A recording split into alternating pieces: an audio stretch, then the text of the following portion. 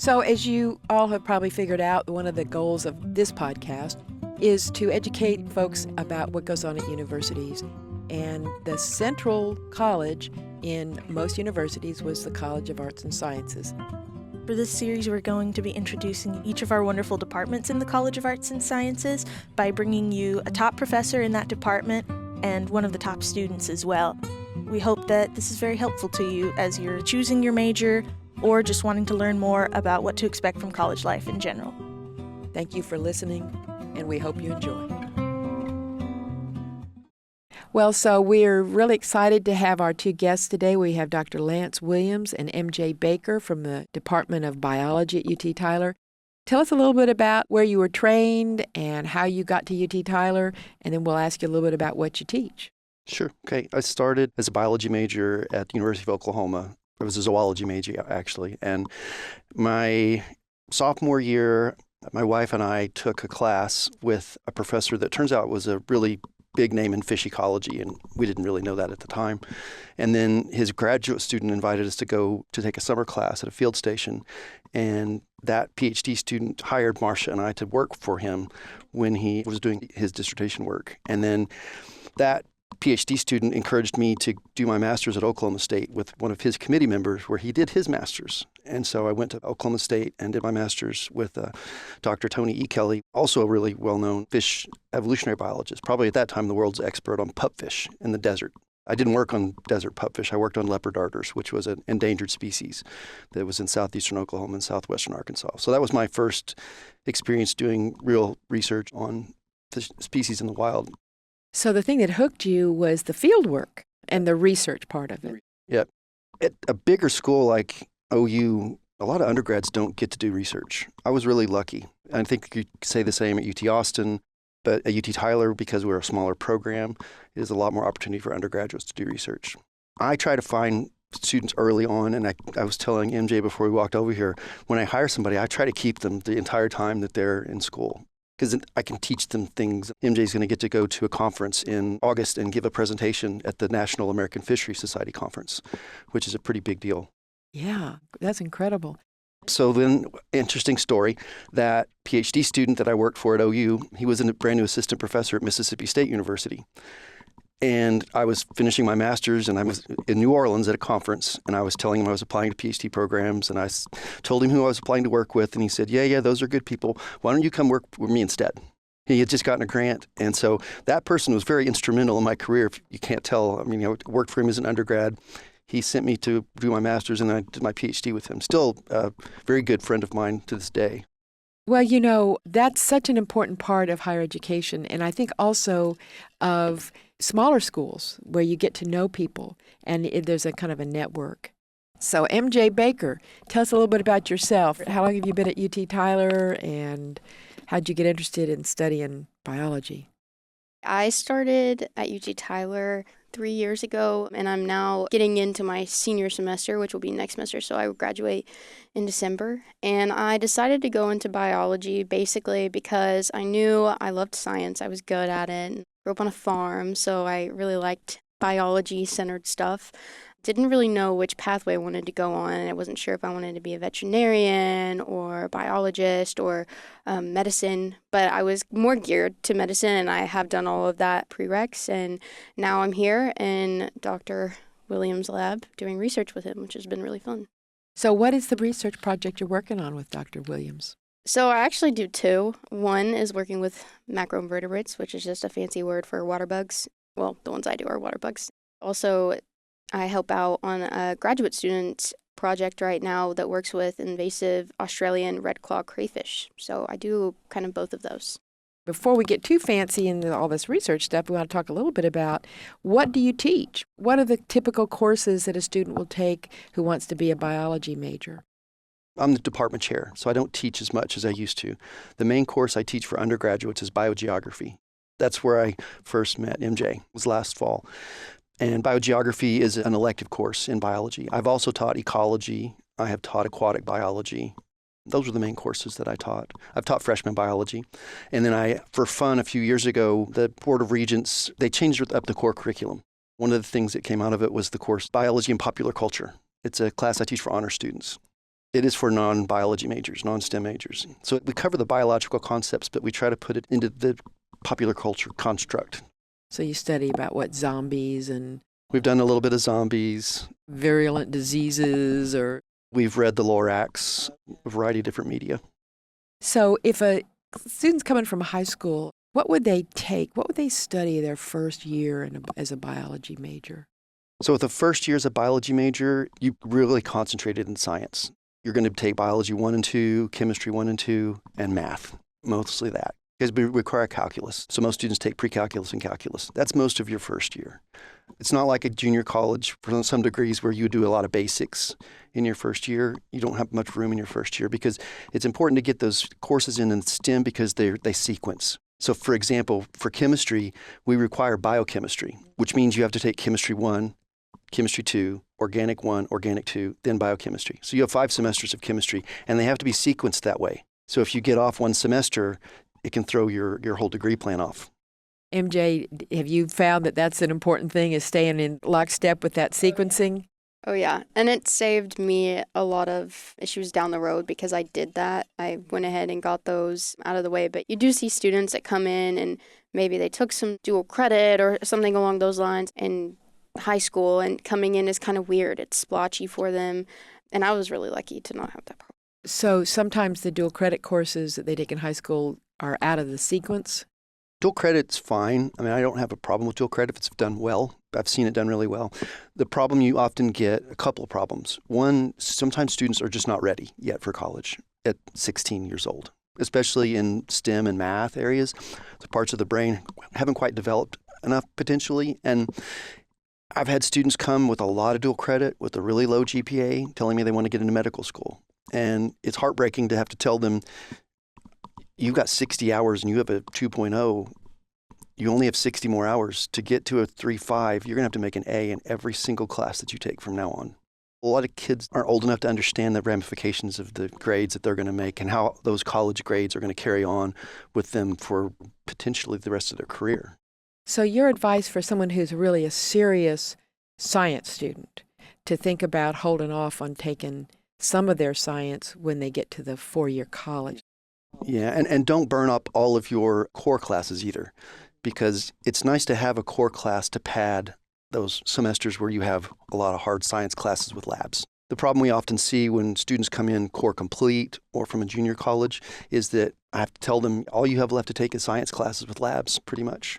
You're going to be in school a lot because labs are 3 hours for 1 credit. That's right. So a regular biology class is a biology class with lecture and conversation. And Plus 3 hours of lab a week. So that's a heavy duty. Now, when you graduate with a biology degree, do you have more than the usual 120 hours?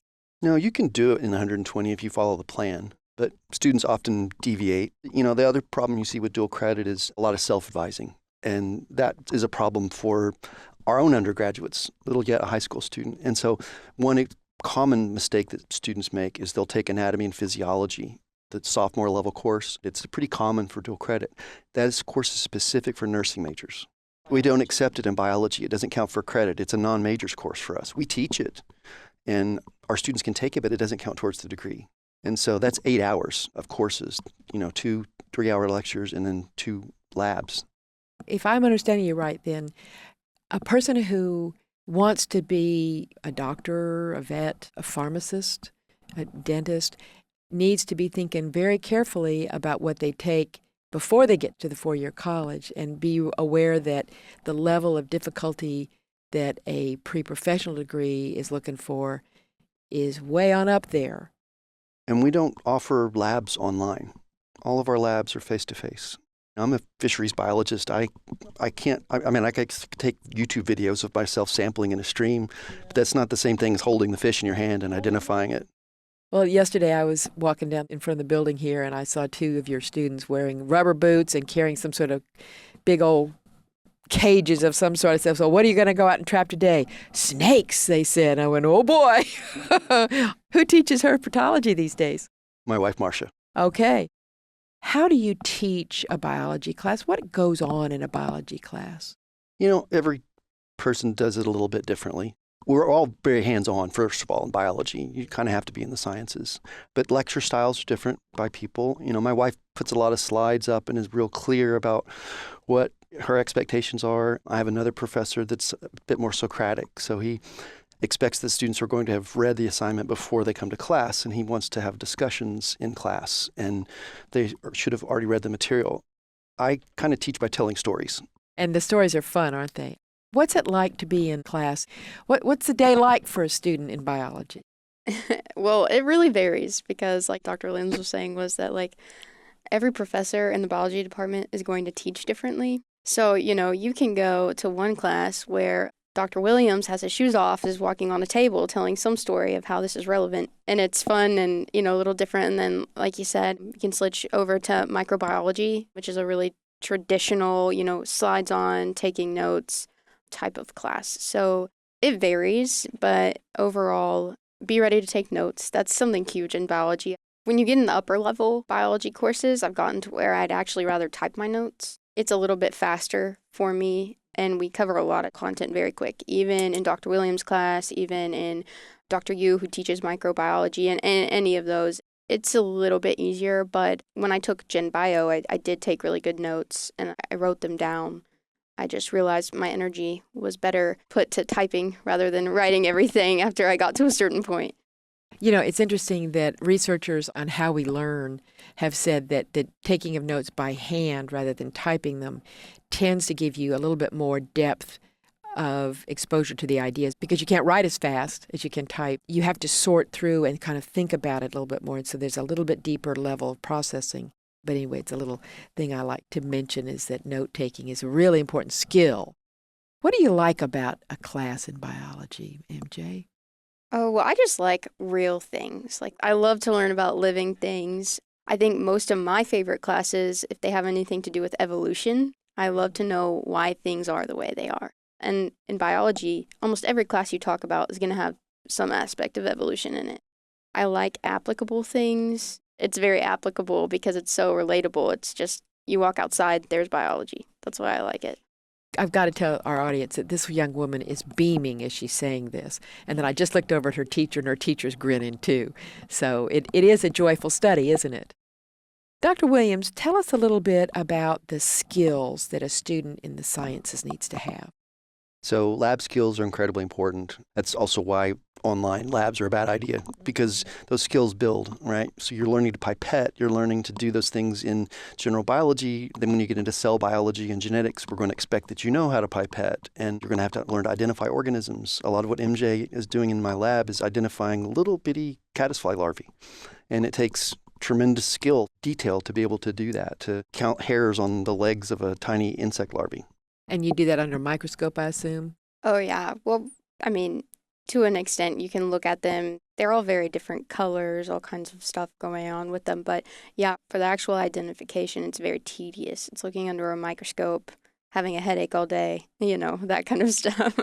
So it's not always just really fun playing with living things. Sometimes it's a little slow and tedious, huh? Yeah, the fieldwork's a lot of fun. You're going to go out and get the hands-on stuff. But most of, I would say, the dirty work happens in the lab when you bring everything back and you have to identify it and, see what's actually going on. So let's see, lab skills are important. We talked about note-taking. That's incredibly important. As a physician, you need to, we have a lot of pre-med students. You need to be able to listen to your patients, take good notes, and understand and be able to process, think, and they want to know what's wrong. And so it takes a lot of skill to be able to diagnose some condition that a person has. It takes listening skills, it takes writing skills, it takes lab skills many times. So it takes all the skills that we teach are applicable to whether you become a scientist or a medical doctor or a dentist. You're going to use all of those tedious skills. You don't think cleaning teeth is tedious. It's very tedious to clean someone's teeth. And the research is different. My research, I usually discourage students, honestly, at first from doing research with me because it's very hard. I'm an aquatic biologist. We are terrestrial animals. So for us to sample things in water is difficult. It requires expensive, heavy equipment. The project MJ's working on, we have to haul around traps. We usually bring around 100 traps. These traps are pretty big, and we have to bring them in a trailer and loaded with cans of sardines and hot dogs, and we have to bait them. We have to check them. It's long days. Do you have ideas about what you want to do professionally, MJ? Oh, yeah, I've thought about it a while, and I know going into my last semester, which is next semester, I've narrowed it down. I'm going to go ahead and get a master's degree in something to do with biology. I kind of had a feeling that I would want to do that no matter where my life went way on in the future. You're not done yet, right? Yeah, I'm not done yet. You're almost in your senior year and you still want to keep going. Yeah, exactly. So I think like next step wise, I'll do my master's degree. I'm probably going to be going somewhere else. I'm not sure yet. I have, been reaching out, doing the normal preparing for finding a grad school to go to. And then after that, I don't know what I want to do for sure. I might go ahead and get my PhD. I might go to medical school. I'm not sure yet. And, we are in a busy world that tells you should know what you want to do very quickly, but I don't. Well, I will just tell you that's okay. Most of us, like Dr. Williams and I, will tell you that that's part of the joy of going to college is finding out what you care about and not being sure. I think it's important, as you said, to plan your studies carefully. So if you do plan to go to medical school, you've got the courses in the right sequence and you got the grade point average necessary. But you sound like you're a person who's very intellectually engaged in what you do and you find it interesting. I'm sure Dr. Williams says the same thing to you that I'm going to say is just keep on enjoying the studies and follow what your brain and your heart tell you about it. It's a terrible thing to get out with a degree and having to do a job that you don't really enjoy. I mean, look at this guy. How much fun does he have? I have a funny story how MJ came to work for me.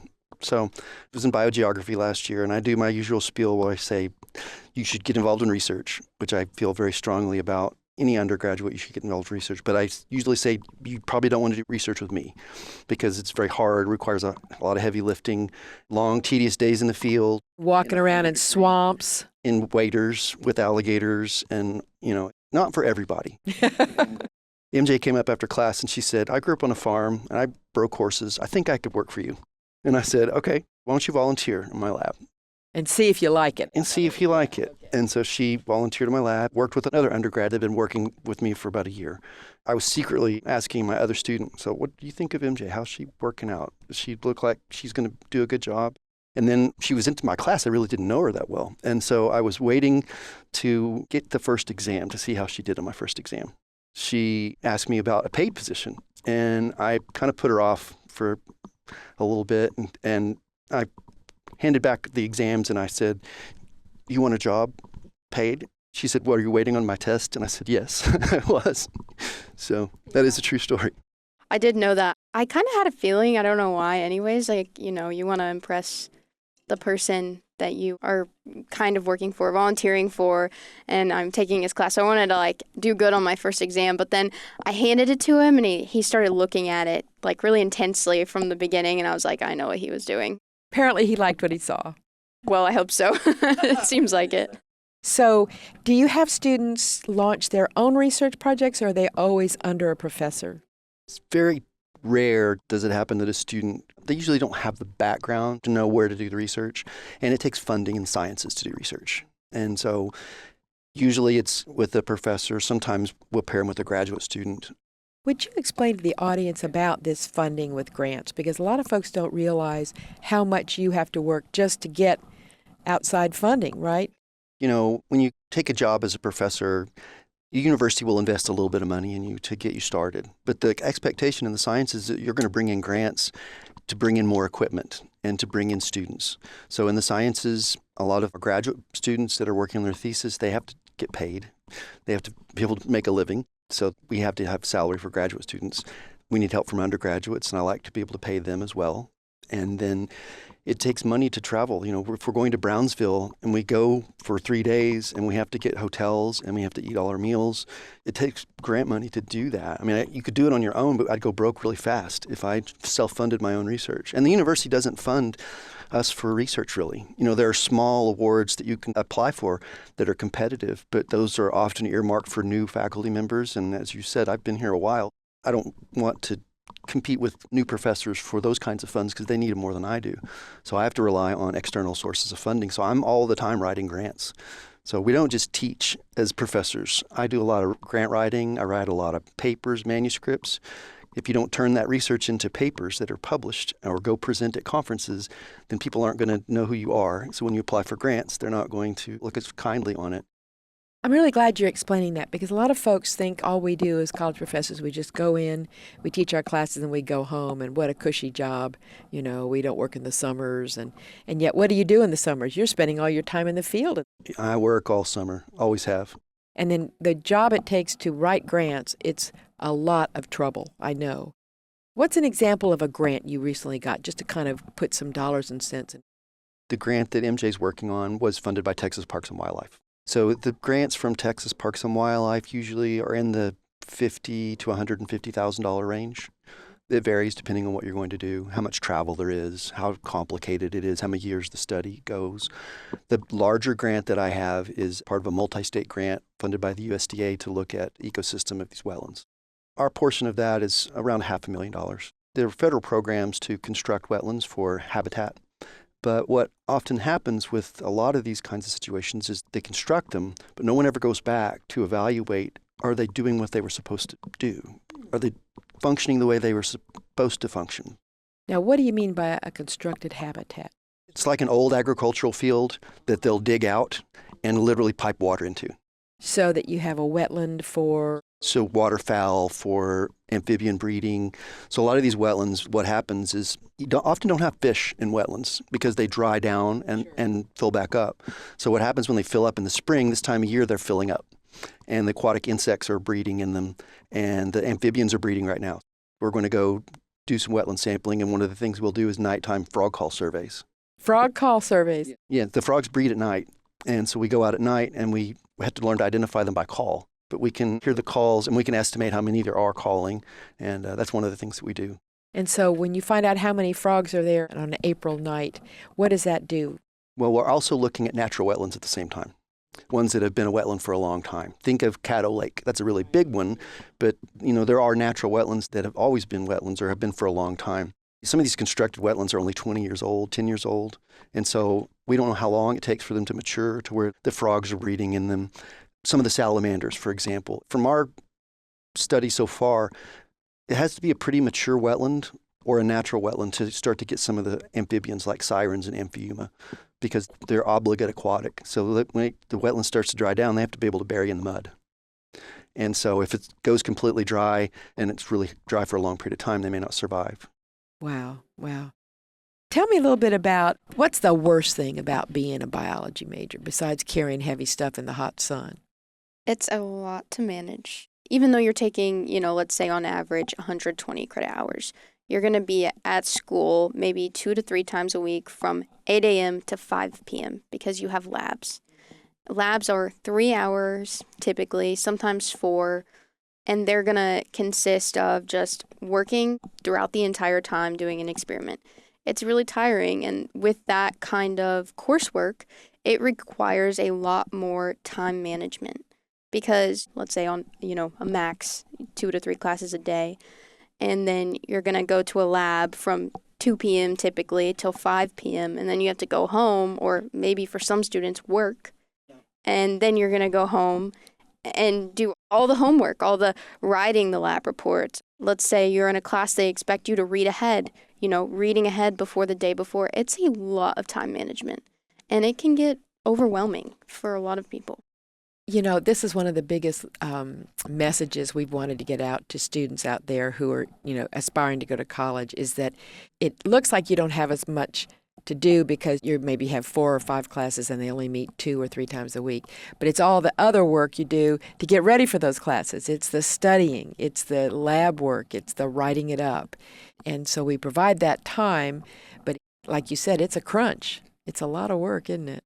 It's a lot of work, and I have to say I'm not perfect at it either. Everybody who comes in, it's rare you're going to be good at time management. It's a learning process, and that's why in any STEM field it's a very important factor of just taking a step back, breathing, organizing. I'm struck because, of course, I teach in the humanities side of the College of Arts and Sciences, that there's a lot more flexibility, I think, for us in what we can take in the order we have to take it. We don't have to put it, Chem 1, Chem 2. And I think that you're right that students need to know about that ahead of time and understand that self-advising isn't very smart advising. No, it's not. It's not. MJ, we've already talked a little bit about what made you want to be a biology major and how you knew you were a good fit.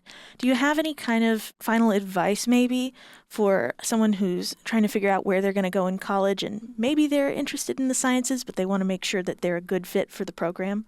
Well, I think there's a lot of different ways I could answer that because it's so different for maybe everyone, going into a different field. But I'm going to kind of hone in on biology specifically, or maybe the sciences like chemistry, biochemistry, biology, whereas I can speak more towards and what I've experienced in my life is just, like I was telling Dr. Ross, that first semester you come in, if you're going to, maybe in your first year, it's a lot of growing pain. And that's okay. If at any point, it's not going your way, it's okay to look around you and notice that every single person in that room is probably struggling and wanting to pull their hair out too. And that took me a while to just breathe and say, okay. Especially, I'm a very type A student. I was pre-med, I wanted the good GPA, and I wanted to be perfect. And I realized that, I'm going to get a B in my chemistry classes. And that was a big hit. And it's not just me, it's most of the people around you. So I think that would be my biggest advice is it's okay to get a B in a chemistry class. It's okay to get a B in a hard biology class, even if you're a biology person. There's so many levels to things to say, it's okay to yourself about that. And then, time management is huge. And making sure that outside of school, you have something that you're doing that is not just chemistry and biology and math classes. I feel like I'm pretty good about making sure I take breaks. Go on a run or, go watch a movie. Any college person needs to know it's okay to take a break, especially if you're a student like me. I worked all throughout college, always had a job, maybe one or two, and it gets to be a lot. So just making sure that you take time for yourself. So have you been able to schedule your courses around your work or your work around your courses? That's the nice thing about working on campus. Yes. You can work around your courses. They are never going to tell you you can't do that. Any department, you tell them, I have class at this time. I need to go home. I need to do this for an exam. They're going to be lenient with you. They're going to be understanding. That's something I always stress to people when they come, find a job on campus is great if that works for you because they'll be so much more flexible. We understand Ashley is being paid to help me with this job, and every now and then we have to say, it's time to go work on your big project for mass comm class, Ashley. It's okay. And she gets her hours in at another time. So, Ashley, I think you had a question you wanted to throw at Dr. Williams, too, didn't you? I did, and it's kind of the same question, but from the professor's angle. So let's say someone's coming up on maybe going into a master's program or graduating, and they're thinking about what kind of jobs they want to have. We've already talked a lot about life as a biology professor, but how would someone maybe get to know whether or not this is a kind of career that they want to build towards? Getting involved as an undergraduate is very helpful in research because you'll like or dislike something very quickly. If you get into it and you don't like it, you can switch. Volunteer. If you want to be a medical doctor, make sure you know what that looks like because that's also a very stressful job. It's not what it looks like on TV.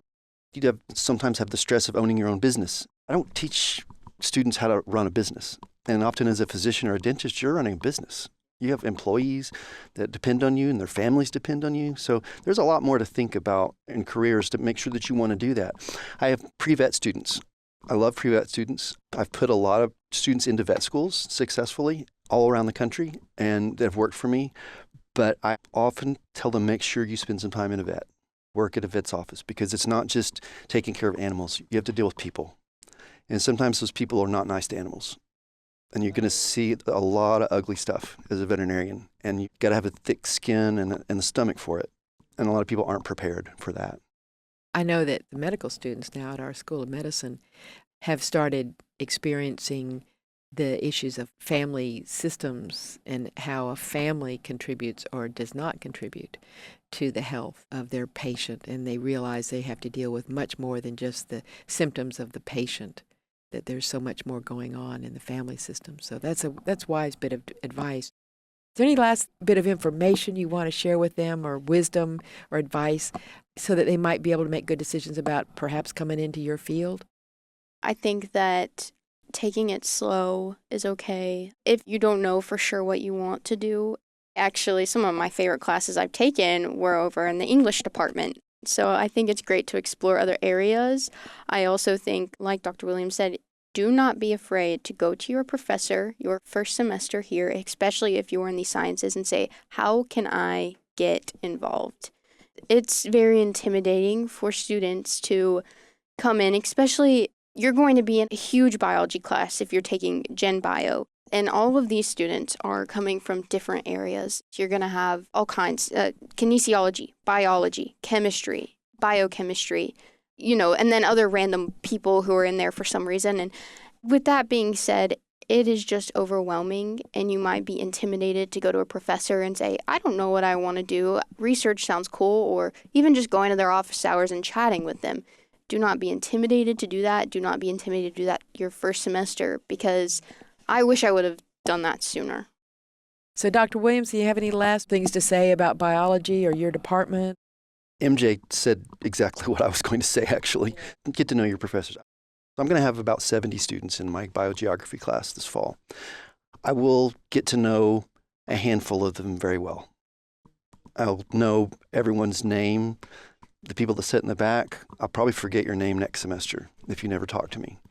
So, it's the person that sits in the front that engages with me, that comes to my office and talks, and is, that's the person I'm going to get to know. Those are the people that are going to get jobs in my lab. That's how it works. If you sit in the back and you never engage with your faculty members, you're going to not have the same college experience. And so it's up to you to do it. I completely agree. And something else to add to that, after biology, and most people in biology want to go to some form of graduate school, you need those recommendation letters. And for me personally, I don't feel comfortable asking professors that I maybe took their class and did a good job in there. But you want them to be able to say, me and this student, had plentiful and important conversations that were meaningful. And, not only did they do well in my class, but I can say, having interactions with them, that they were a delight to have in my class. And I think that's important too. Yeah, teachers love to have students that are engaged and care. It only enhances everybody's experience when you come out of yourself and engage in that way. So I'm so glad you said that. So I think we've about finished up. Anything last questions or comments from you, Ashley? Nothing really, just the usual reminder to anybody who might listen to this after the fact and is curious about coming into college or about biology as a field. You can always leave us a question in the comment section of the YouTube video or send us an email. And if we can't answer it, we're going to go after Dr. Williams and MJ and ask them to answer it, because I know they're eager to help you all understand what a great field biology is.